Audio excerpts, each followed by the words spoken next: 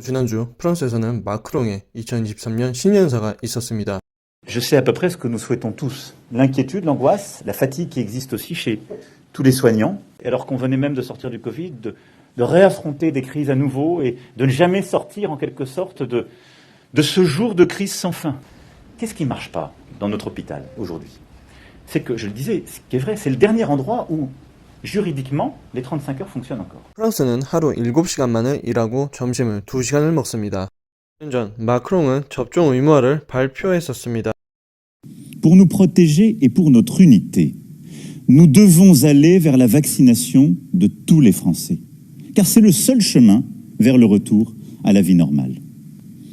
Dans un premier temps, pour les personnels soignants et non soignants, des hôpitaux, des cliniques, des maisons de retraite, des établissements pour personnes en situation de handicap, pour tous les professionnels ou bénévoles qui travaillent au contact des personnes âgées ou fragiles, y compris à domicile, la vaccination sera rendue obligatoire sans attendre. 마크롱이 보건 패스 접종 의무화를 발표하자 의료진들과 환자들은 긴장을 할 수밖에 없었습니다. C'est important parce qu'on est au contact des résidents. Je suis écœurée, j'étais pas pour la vaccination et je me sens clairement obligée de le faire parce que sinon je perds mon emploi au 15 septembre et j'ai un loyer à payer, j'ai des enfants à nourrir. Je suis psychologue, soignante, hospitalière, je peux plus travailler. Voilà. L'heure de la résistance générale a sonné.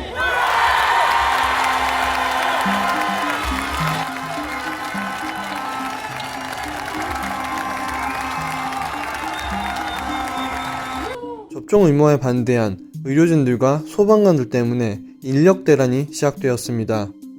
Mais vous vous rendez compte de ce que c'est qu'un soignant qui a mis des patients dans des sacs mortuaires et à qui on dit tu vas juste continuer comme ça et puis fais-toi vacciner et puis de toute façon si tu ne fais pas vacciner tu seras suspendu sans salaire. Mais quel pays démocratique fait ça?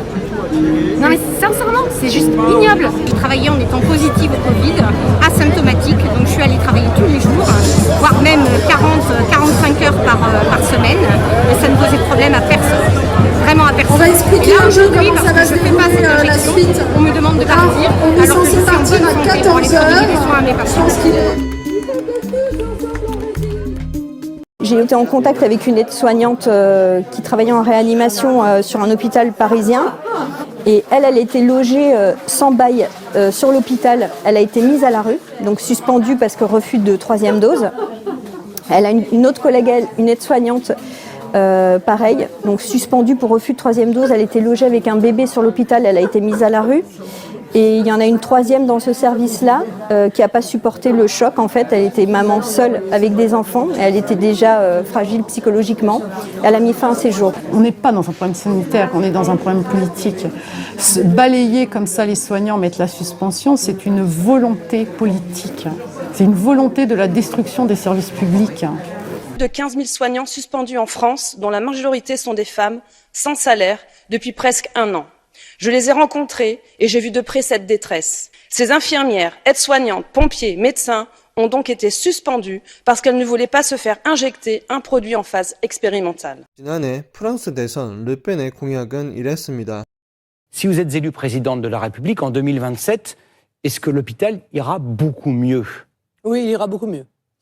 Il ira beaucoup mieux. Moi, je suis frappé d'une chose, c'est que, en réalité, pendant votre quinquennat, Emmanuel Macron, vous aurez attendu les crises.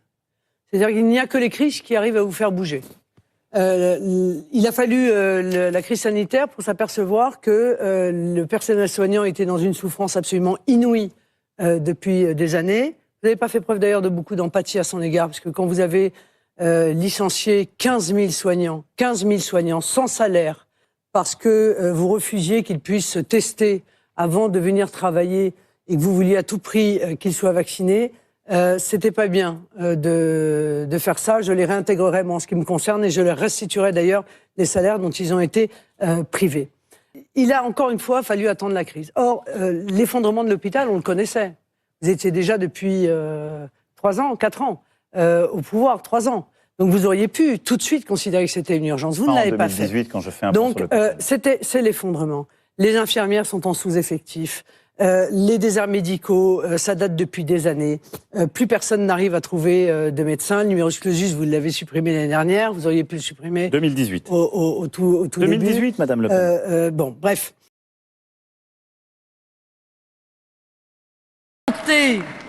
Et je vous l'annonce, je réintégrerai les 15 000 soignants expulsés comme des malpropres.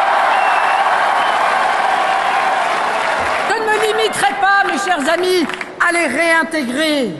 Je leur verserai les salaires dont ils ont été injustement privés. 르펜은 러시아제를 반대했기 때문에 친러라고 불렸습니다. Vous dépendez du pouvoir russe et que vous dépendez de M. Poutine. Et le pouvoir d'achat est en train de s'effondrer. Le tsunami de l'inflation arrive. Hein.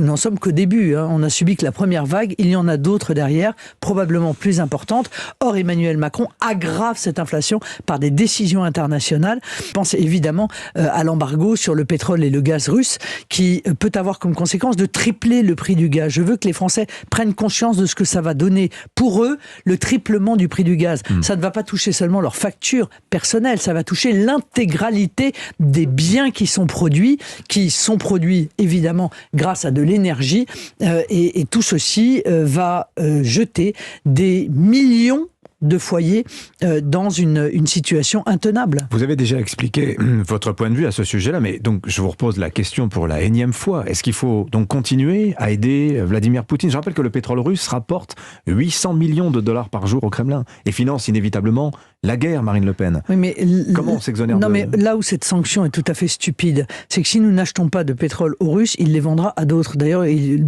est déjà en train de le faire, hein, puisqu'il vient de passer un contrat énorme avec l'Inde. Voilà.